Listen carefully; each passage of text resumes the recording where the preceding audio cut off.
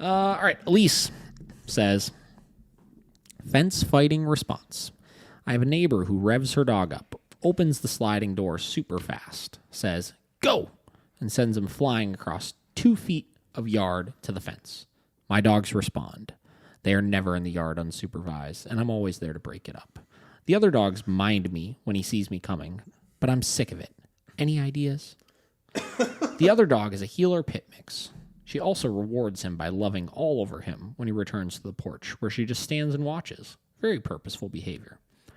My dogs are in intentional breeding by a rancher who breeds and trains cutting horses, border collies, and Aussie crosses. So perimeter protection. For some reason, I end up with a neighbor who is an antagonist towards my dogs. It has been a problem. Not sure why, although it continues to broaden my training experiences dealing with aggressive dogs. I am in a suburb at the moment. Tiny yards, lots of shared fencing. We share fence with 5 groups of dogs. This is the only dog that is a problem. My dogs hate him, and I'm getting there myself. All right. Oh, boy. Clear the throat. Clear the throat. I can't wait to hear the response on this one. All right. So fence fighting. All right, let's look at a couple parts of this message here. Right. So first one, the intentional breeding. They're bred by somebody who breeds cutting horses, border collies, and Aussie crosses. So perimeter protection. Right. So this gets into genetic behaviors versus what is expected. Right. Okay. Here's the thing. Right. There are so many dogs out there, right, that are bred to do certain tasks. Yeah. Right. My Malinois, for example, right? He is not bred to be a house dog. He is bred to be a working, high energy lunatic. Yes. And is he that sometimes? Absolutely. Yeah. But is he also a good house pet sometimes? Absolutely. Yes. Right? Yeah. Because here's the thing, genetically, his energy level will always be a certain way. He's more predisposed to do certain things without guidance. And I think that's the key with this, right? A dog that has a herding instinct with no direction will herd. Yeah. A dog that has a territorial instinct without direction will be territorial, right? Mm-hmm. A dog that is bred to have barrier protection without direction will have barrier protection, et cetera, et cetera, et cetera, right? Mm-hmm. All of these breed-specific traits will happen without direction, right? Yeah. Which is why I say you can't change the genetic makeup of the dog, and you can't stop those things from the standpoint of you can never make them just completely go away, like they're just like non-issues and you never have to think about it ever again, right? But genetic instinct is not an excuse for a dog to not be able to control themselves when given direction, right? Yeah. No matter what the breed is. Let's take a hunting dog, for example. There's some really freaking sweet videos you could see of dogs that, or I should say trainers that say, train hunting GSPs and stuff, and they send them out on these ridiculous catches of birds and stuff that are shot and stuff like that, and they do all this insane stuff like honoring, for example, right? That's the common thing in the hunting world. Well, they'll have 3 or 4 dogs lined up in sits, and these dogs are genetically wired to go grab that animal and bring it back, right? Mm-hmm. You better believe those genetics are strong, and they will wait for their command individually to go off, right? Mm-hmm. They can control that instinct, right, in order to not go after those things, even though they're genetically programmed to do so, right? Mm-hmm. So the reason why I get into all this kind of stuff is because people will tell me things like this. And I feel like, Elise, you are using that as an excuse for your dog's poor behavior, right? Mm-hmm. You're using the fact that your dogs are maybe genetically programmed to be border territorial or whatever it was that you said as an excuse for them to be able to be reactive at the fence line. And you're turning this into the neighbor's problem as opposed to your problem, right? Let me tell you a story here, right? So my last house I lived in Lyndhurst, right? It was a, I don't know, 1/8 of an acre or something, yard, fenced in, 4-foot chain link, whatever, right? Mm-hmm. The way the house was situated, there was a neighbor to the left, a neighbor to the right, a neighbor behind, and a neighbor catty corner, right? So I had 4 sides, right, of the fence line, right? 2 of those had dogs, right? And the one in particular had 2 boxers, right? Okay. These boxers were the most psychotic, lunatic, freaking nut job dogs on the face of the planet, right? Yep. These dogs were the dogs that would just freak the fuck out at anything and everything when they went into that backyard, right? It could be any hour of the day. If they heard a single sound, they would lose their mind, right? Yep. Now, when I first moved into that house, the first couple of times that I would let my dogs outside and those dogs would start freaking out, my dogs definitely got a little worked up from it. It was a new situation. They're in their new house. They're a little territorial of the property. And they tried to run over to that fence line a little bit hyped up and stuff. And guess what I did? I firmly corrected for it. I showed them, I don't care what those dogs are doing. There is absolutely no way that is an acceptable behavior from you guys, right? Yeah. So what did they learn to do? They learned to go out there and they learned to tune it out, right? Yep. Now, I'm not saying that having a neighbor that has a dog that's really crazy is going to not make it harder for your dog to behave themselves, because it will, right? Yeah. But in the end of the day, they still are expected to maintain control, right? Those dogs, it got so crazy that like I would let my dogs out, they would start freaking out and fence fighting. There were multiple times they almost got in fights with each other back there. Like I would hear it like start redirecting and stuff like that, and I would hear the lady start screaming out from the back, hey, Cooper! Cooper! The dog's name was Cooper. That was like, Cooper! Oh God. One time, Cooper, so again, the house was kind of catty cornered, so they couldn't really get into my fence, but they had a short wooden fence, right? And Cooper would jump the wooden fence right into like the other neighbor's yard and start running amok. And that neighbor didn't have a fence, right? So this dog would just be loose in the neighborhood. And it got so bad. I remember one time I leashed the dog up because the dog jumped. It was just loose in the neighborhood. I walked it to the lady's front door and I was like, listen, you need to make sure this never happens again. Right? I handed her the dog on the leash. I was like, your dog got out. I was like, if your dog would have jumped into my fence, like, because I obviously see that he can jump fences and he's doing it because he's distracted by my dogs. I was like, there's going to be a problem. You got to fix that. Right. The next day, she had a fence company out that made the fence 3 foot taller to make sure the dog could no longer jump the fence. Listen, I don't know what that cost to get that fence made taller, but I bet you a dog trainer was cheaper. Oh yeah, for sure. Wow. Right. So anyways, moral of the story here, don't use your dog's genetic makeup as an excuse for poor behavior. Don't use other people's dogs as an excuse for poor behavior. Don't use other people as an excuse for your dog's poor behavior. Make sure you hold your dogs accountable to what is expected, right? Now we get into, okay, cool. Is it feasible with a genetically bred dog to do a certain thing to get them to not do this? Absolutely, right? Obviously, I did it with my dogs. I had 2 very intense working breeds and a pit bull at the time, right? That's going to be, those are dogs that are designed to be territorial. Those are dogs that are designed to be high drive, go, go, go, and they were able to tune it out, right? Yep. So now we get into how do we do that, right? Remember last podcast when I was talking about not losing my breath because I was chill? Yeah. Because it was calm and quiet. Yeah. I just woke up. I was tired. That's not today. No. Today I had a full day of doing lessons. I did, how many lessons did I do today? I think I did 7 lessons today. 7 hours of talking. And now I got about 2 more that I need to do. You got this. A lot of talking. I got to hydrate is what I got to do. Yeah. Yeah, but a big thing on this is what's that adage, the old adage, you don't worry about the things you can't control. That's a good thing to say right now. Yeah, because, I mean, you can't force that lady to do anything with her dogs. Absolutely not. And you should just worry about, like you said, your dogs. Sure. Because if you can control your dog, you won't have a problem. Well, the thing I used to tell everybody is like, if you're walking down the street with your dog and another dog across the street starts just losing its marbles at your dog, right? Is that an excuse for your dog to start freaking out? No, right? We train for those types of pictures, right? Which means that our dogs are smarter than we think that they are. They can handle more than we think that they can, right? So anyways, we get into how do we train this, right? This one's a simple one. Guys, barrier reactivity. There is a very, very, very small percentage of dogs that it's not as easy as it seems. The majority of them, it's as easy as it seems, Yeah. right? And here's the thing.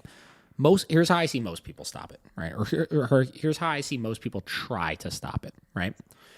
Let your dog out in the backyard, whatever. Other dog comes out, starts freaking out, whatever. Your dog runs over, starts fence fighting, and you go, come, Vinny, come, Vinny, come, right? And you start trying to get the dog to do a command, right? Here's the thing. That's not going to stop it. Because here's the thing. Even if your dog comes in that moment, let's take that example, right? Dog runs to the fence line. Dogs are freaking out over there. You say come. Let's say he doesn't respond. You tell him no. You give a correction on the e-collar, and he comes over to you, right? Yep. What was that correction for? He doesn't know. No. It was for not coming. Yeah. No, Right? Yeah. What did that tell him at all about the dogs over there? Nothing. Nothing. It just said, hey, right now, you're not coming to me, and you're getting corrected for that. So he's going to be like, oh, okay, cool. So I bark and freak out until mom says come. Yeah. Then when mom says come, I run and come over to her. Yeah. Right? What do we want to stop? We want to be able to, in a perfect world, be out in our backyard, and if the neighbor lets their dog out, or the other neighbor lets their dog out, or some crazy neighbor lady runs up to the fence and goes, ooh, puppy, puppy. We want our dogs to be like, no big deal. Yep. Tune it out. Not a big deal, right? So how do we do that? We get an e-collar. Guys, this is the reality of the situation here. This is how you stop it, right? You get an e-collar. You set it to the highest level. You put your dog in the situation when they run to the fence line because they're distracted by that dog. And this is even before they start actually freaking out. As soon as they run to the fence line, you say no, and then you tap the button 3 times. Yep. Right? I do 3 times because a lot of times 1 is not quite enough, and 3 is a little bit more dramatic of a response that causes the dogs to kind of jump away from the fence line. Right?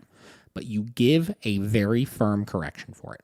If the dog goes back to the fence line again, you do it again. If the dog goes back to the fence line again, you do it again. And you stay persistent with the dog with a firm consequence until they understand they need to stay away from the fence line where the dog is. Right? I watch this happen every single day because here's what happens at our facility, right? You come in the facility. Our training room is upstairs. A lot of times we're running a social behind the fence, just a chain link fence. There's about a 4-foot section that you got to walk past of that chain link fence to get up the stairs into the back training room. We work with a lot of reactive dogs. This morning, Krista's doing a lesson upstairs. She's got a newer client with kind of a Corso, Cane Corso. Gets very anxious around other dogs, gets reactive around other dogs. They finish the lesson. They're coming downstairs. Dude's got his dog on the e-collar. I think they just started it with healing. And dog goes over to sniff the fence, right? Not even react, right? He just goes over and sniffs the fence. Chris is like, correct him for that. Dude didn't even question it. He's like, no, bam, correction, right? Yep. Dog, zoop, sucks back up into that heel position. Perfect angel, ignoring 10 dogs 2 feet away from him on the fence over there, right? Yeah. Because we set the expectation. Don't worry about what's going on the other side of the fence. I don't care if it's arousal. I don't care if it's reactivity. I don't care if it's aggression. I don't care if it's just a distraction. I don't care if there's a squirrel on the side of the fence, a deer, a cat, whatever it may be. Things on the outside of the fence are not your business. You don't need to worry about them, right? Because that's the number one barrier we see barrier reactivity behind is the fence line. And a lot of times we ignore it in all the situations. We talk about this spectrum a lot, right? The spectrum of reactivity, right? Where if you got neutral, don't care, you have super scared, reactive, aggressive barking. Other extreme, you have happy, excitable, jumpy, whatever, right? And we ignore this one and we get mad about this one, as opposed to realizing they're both spikes away from the neutral ground, which is what we want. Yep. Which is the environmental socialization. Tying it in. I love when it all ties in. Listen, I like it just goes here to here and here to here, right? So here's the thing, right? If people start adopting, and I'm kind of going on a tangent right now. This is still related to the question, obviously, but in general, if people start treating when your dog is behind any sort of barrier, right? Fence, window, leash. Those are the big ones. It could be a car window. It could be a house window. It could be a fence for your backyard, or it could be your dog looking in on a fence of another thing, right? It could be a 20-foot leash or it could be a 5-foot leash, whatever, right? Yep. If you start treating situations as when your dog is restrained, you need them to be neutral to the things around them that they cannot reach within that period of restraint, then you will achieve the golden goose of environmental socialization. The golden goose. Philosophical. Philosophical. Philosophical. That's it. Yeah. I'm dyslexic, I swear to God. You will achieve the golden goose of dog environmental socialization, right?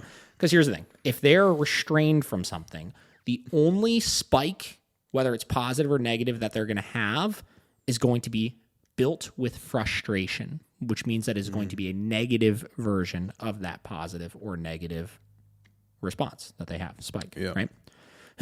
So you need to make sure that you're treating things that way. So anyways, back to this. Getting reactive to the dogs next door. I would be, here's another thing I see people do, right? They avoid that situation, right? So first off, you need to position yourself to be able to correct for it. We talked about no triple tap. If your dog goes back to the fence again, no triple tap, and doing it not just for super intense freaking out, but also doing it for, just going up to the fence in general when there's a distraction like that, right? Yep. In my house in Lyndhurst, we had a lot of deer back there, and I had to do that with deer as well. If there were deer in the neighbor yards that my dogs would see, originally that would get them very hyped up, and I needed to teach them to ignore them on the other side of the fence, right? Because of that, it was crazy. I mean, there was shit going on all around me at that house, and my dogs were very neutral and very focused on only what was happening in that yard, in their yard, right? We created a neutral environment, right? So what was I going to say? I think that was it. I think that pretty much answers the question. You got to correct for it. Oh, yeah. Most people avoid that situation, right? Yeah. Don't avoid the situation. Make sure that you address that situation any opportunity possible. That means if you see those dogs are out, you let your dogs out and you go work on it. Yep. Right? The more you do that, the more you address it, the quicker it goes away. And again, I say this when we're stopping behavioral issues, jumping, excessive barking, reactivity behind fences, things like that, it should not be a long process. No. This should not be a months of working on this thing. If that's the case, you're probably doing something wrong that I discussed, right? This should be pretty much done in a week. Yeah. If you're in a position to be able to address it a handful of times throughout that week. I believe that, yeah. That's it. Question answered. And why would you inconvenience yourself by avoiding it anyway? Like that sucks. Like especially if something like that, like that's such a pain in the ass. Listen, I'm not saying, and let me also caveat, Elise, I'm not saying that your neighbor's not an idiot, right? It sounds like your neighbor's probably an idiot. A big idiot. Right? And they should not be doing those things because it's making it harder for yourself, right? Yes, I understand that. But if you hold your dogs to that standard, you remove their ammunition as well, right? Because here's the thing. This neighbor that I had originally, you could tell that first week I was in the house or so, she didn't care that her dogs went back there and started freaking out. It wasn't until she realized how good my dogs responded to it and how much it irritated me that I needed to keep my dogs under control because of her that she started caring about it. So here's the thing. This lady thinks it's all funny and stuff because in her mind, I'm sure it's, hey, buddy, you want to go play with those other dogs on the other side of the fence because they get all fucking hyped up and freaking out at the fence line and stuff like that? Okay, cool. Here you go. Go. Right? And you're freaking out. Your dogs are freaking out. Her dog's freaking out. And in her mind, it's probably just funny. You know? The second you get it under control with your dogs and it's no longer funny and she's the only one with the bad dog there, then all the eyes are on her. Then the spotlight's on. It's like, oh, wait, why can't I control my dog? Right? Then you start to change that perception a little bit there. Lead by example. Lead by example. Show them how it should be. Yeah. And a quick tangent on because she was talking about, like we were talking about genetics and breeds. I mean, I have a Australian cattle dog. Yeah. When he was going to daycare, there was this big Newfoundland named Milo, and he was white with brown spots.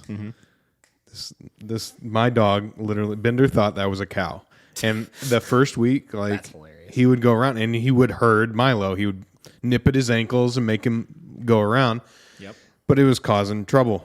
Guess what? He got corrected. Guess what? He never did again. After 2 times, He never touched Milo again. I believe it.